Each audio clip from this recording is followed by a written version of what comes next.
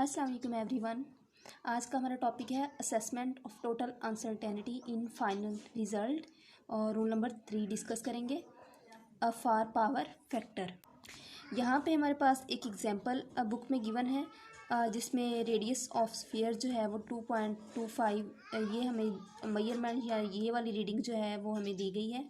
Find volume of sphere with uncertainty. तो हमने volume of sphere find करना है अनसर्टेनिटी के साथ।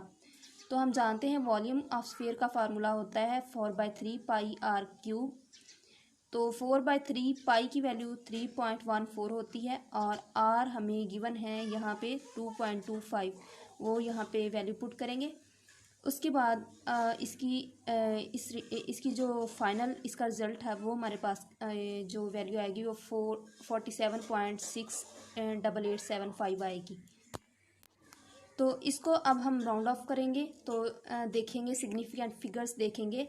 अब यहाँ सिग्निफिकेंट फिगर्स के लिए कितने होंगे हम इस चीज़ को नहीं देखेंगे, बल्कि क्योंकि ये यहाँ पे पाई की वैल्यू है और ये तो कांस्टेंट है, ये भी कांस्टेंट है, तो हम रीडिंग को देखेंगे, उस रीडिंग को देखेंगे जो हमें गिवन है कि वहाँ पे सिग्निफिकेंट फिगर्स कितने हैं। तो यहाँ पे तो सिग्निफिकेंट फिगर्स देखेंगे, ये हमारे पास इनको हम काउंट नहीं करेंगे क्योंकि ये वैल्यू जो है ये कांस्टेंट है।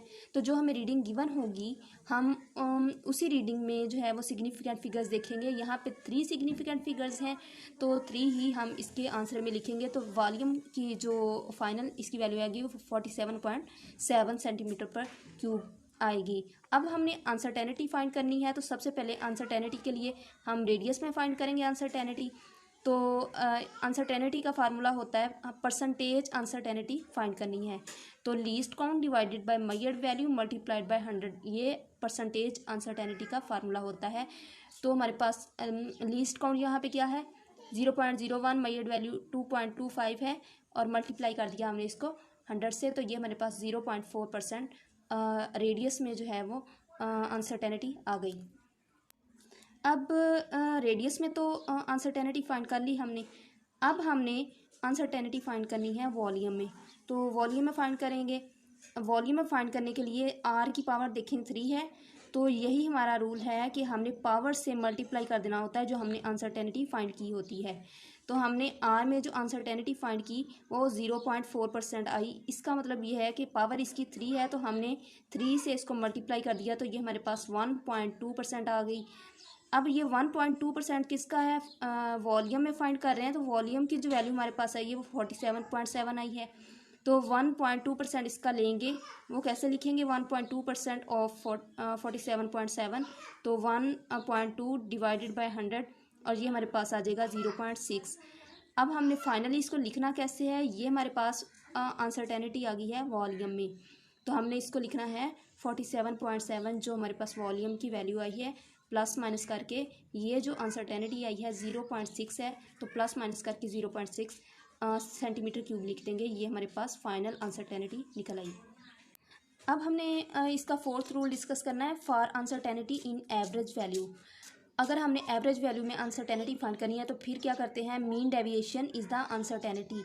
Mean deviation is the uncertainty. हमारे पास एक एग्जांपल है, रीडिंग्स गिवन है सेक्रिगेज की और 1.20, 1.22, 23, 1.19, ये सारी रीडिंग्स 6 रीडिंग्स हमें गिवन है और हमने फाइंड करनी है एवरेज डायमीटर इसका फाइंड करना है विद अनसर्टेनिटी।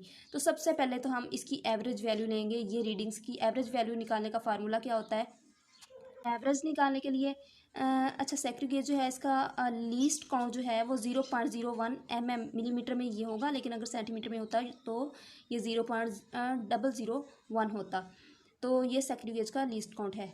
अब इन वैल्यूज़ से हमने एवरेज फाइंड करनी है। एवरेज फाइंड करने के लिए हम सारी वैल्यूज़ जो होती हैं उनको ऐड करके नंबर ऑफ़ ऑब्जर्वेशन वैल्यूज़ जो होती हैं उन पर हम डिवाइड करते हैं, तो हमारे पास एवरेज आ जाती है। इन सारी वैल्यूज़ को 6 वैल्यूज़ को ऐड करेंगे और 6 पे डिवाइड कर देंगे, तो ये हमारे पास कैलकुलेटर से ये वाली वैल्यू आएगी। अब हमने इसको राउंड ऑफ करना है। राउंड ऑफ कैसे करेंगे हम देखेंगे। यहाँ पे सिग्निफिकेंट फिगर्स देखेंगे, सब में आलमोस्ट 3 ही सिग्निफिकेंट फिगर्स हैं।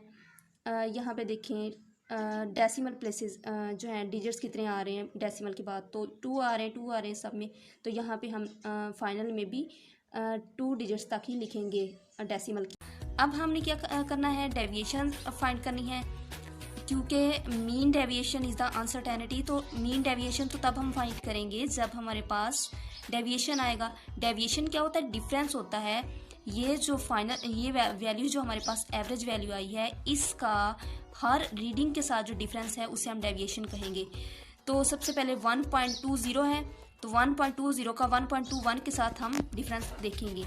तो अब हमने जो बड़ी वैल्यू है उसमें से छोटी को सब्ट्रैक्ट कर देना है। तो 1.21 माइनस 1.20 ये हमारे पास 0.01 आएगा। इसी तरह 1.22 को करेंगे, 1.21 को इसमें से करेंगे तो ये हमारे पास 0.01 आ जाएगा। फिर थर्ड को करेंगे, फिर फोर्थ को करेंगे एंड सो ऑन। इन सबको बारी बारी इसके साथ डिफरेंस है करेंगे तो ये हमारे पास डेविएशन आ जाएगी। ये फाइनल वैल्यूज हमारे पास आ जाएंगी। अब हमने मीन डेविएशन फाइंड करना है। मीन का मतलब क्या है, इन सारी ये डेविएशंस की जितनी भी वैल्यूज आई हैं इन सबको हमने ऐड करके इस नंबर्स पे डिवाइड कर देना है। 6 है टोटल ये, तो सबको ऐड करके 6 पे हमने डिवाइड कर देना है। तो जब हम 6 से डिवाइड करेंगे तो ये हमारे पास 0.01 मिलीमीटर आ जाएगा मीन डेविएशन। यही हमने फाइंड करना था, मीन डेविएशन ही हमने फाइंड करना था जो कि अनसर्टेनिटी है। फॉर रूल नंबर 4 क्या था, for uncertainty in average value mean deviation is the uncertainty.